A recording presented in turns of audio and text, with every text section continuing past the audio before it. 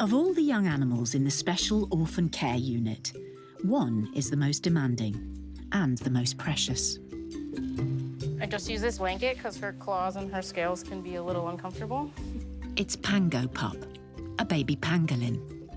She was only 3 weeks old when she arrived at the centre.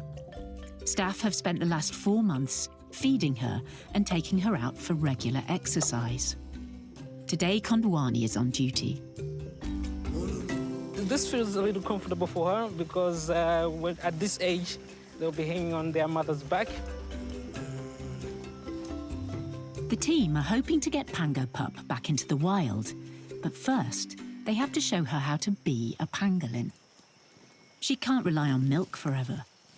So Kondwani is teaching her to look for her own food. A pangolin's menu is limited to ants and termites, and even then, they're picky. When I pick her and move her, so it's a place where I found a spot of ants for her. So it's just helping her to go there to the new spot to see if you like the ants or not. So in this case, she didn't like these ones. She just moved away. So we just have to try again. Hey, Ko. Hey. I haven't seen little one for a while. I thought I'd check in and see how you guys are going. Yep, there she is. She's big now. Where are you going? She's like, I gotta get out of here. This is a very rude greeting, madam. Pango Pop is the first ever baby pangolin to be hand-reared in Malawi. Like all the pangolins who arrive here, she was rescued from the clutches of wildlife traffickers. These extraordinary creatures are poached for their scales, which are used in traditional Chinese medicines and African folk remedies. Come on, Pango Pop, don't be so fussy. Those are good ones, I promise. In the wild, Pango Pop would be looking for food at night. But finding ants' nests, even by day, is tricky for Kondwani and Tori.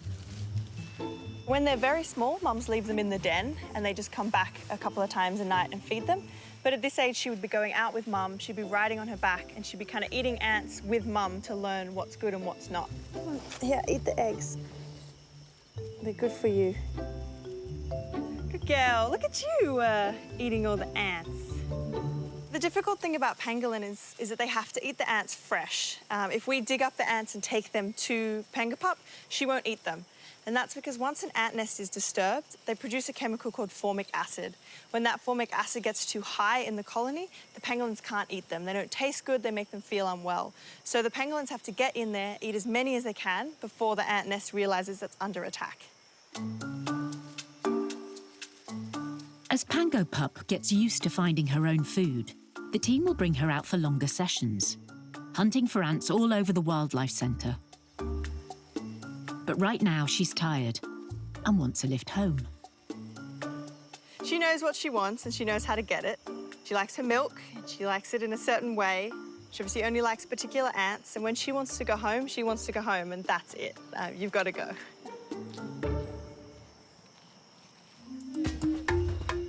Pango Pup needs to go on her daily ant hunt, and this time it's down to research manager Olivia and assistant vet Abel. So this is where I will start looking for the ants for the Pango Pop. But Olivia has another agenda too. Okay, so just give me a second, Abel. Let me just write this down then. Okay. She seems ready. Yeah, she's ready. So first I'll try to look for the ants for her. Okay. Yeah.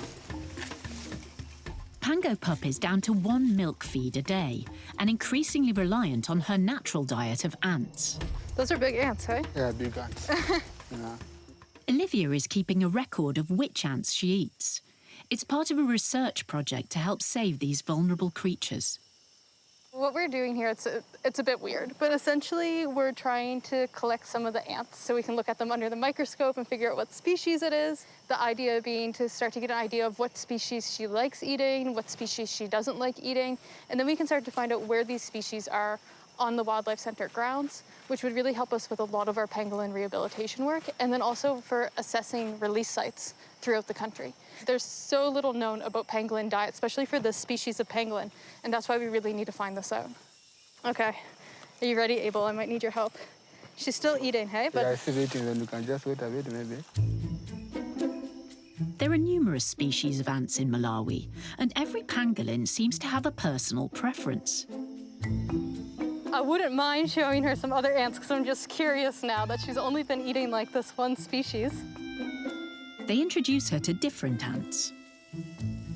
Hey, she doesn't want them. Okay, well, I'll collect these ones as rejected. Yeah. Those big ones are horrible to collect though, Abel. Yeah. They're terrifying to collect. Yeah. Pango Pop has now found some ants she does like, but they're retaliating. Sorry. They're biting her. Her face and her belly are obviously a very soft tissue, so you have those hard scales around her back, and when she's eating, the ants crawl all over her back, but they do get into her belly, into her armpits. Sometimes you even see them like in between the scales. That's why she then rolls into that ball and kind of goes through the grass, and that pushes a lot of them off of her. I do not like ants. I'm not a very big bug person.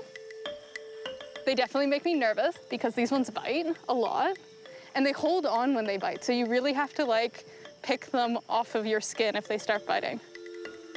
At last, Pango Pop finds some medium-sized ants that are tasty and don't bite.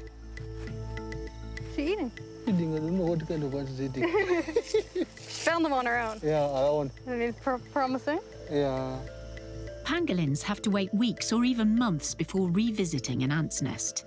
So Pango Pop will soon have to leave the centre and go somewhere with a much bigger supply. Olivia's research will help decide where she'll go. Usually you walk around, you completely ignore the little ants on the ground and you start to see how much diversity there is in such a little area. It's almost like piecing together a puzzle. I'm really nerdy about research. This is where it's really fun.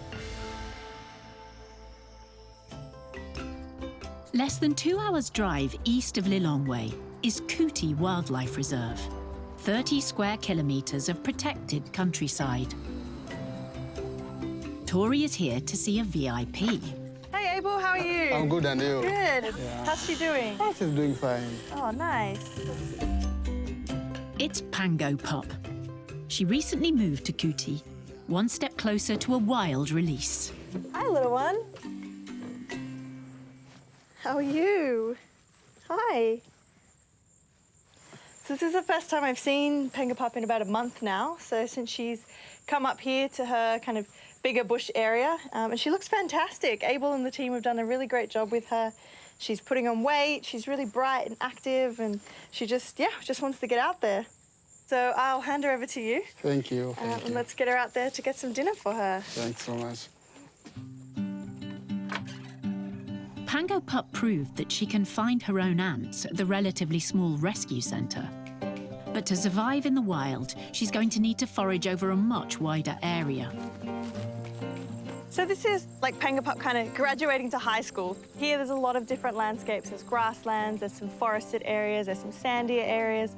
So all of this will help Pango Pop learn how to navigate different terrains, how to find different sorts of ants. So hopefully she'll do really well out here.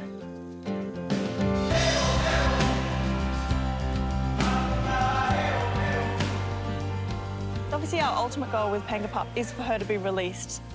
She's got to get a little bit fatter and a little bit bigger so that she can kind of protect herself from predators and stand up against other pangolins, but she's a completely different animal now. She's just grown in confidence. She's cruising around the bush, no problems. She used to come and ask us for a lift every few steps, and now she's like, nah, you know, I'm cool, I got this.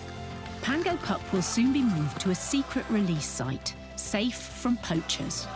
I have no doubt in my mind that she's going to get back out there into the wild, which is so important with pangolins because there's just so few of them out there. Everyone that we can save and get back into the wild is a massive boost for the population.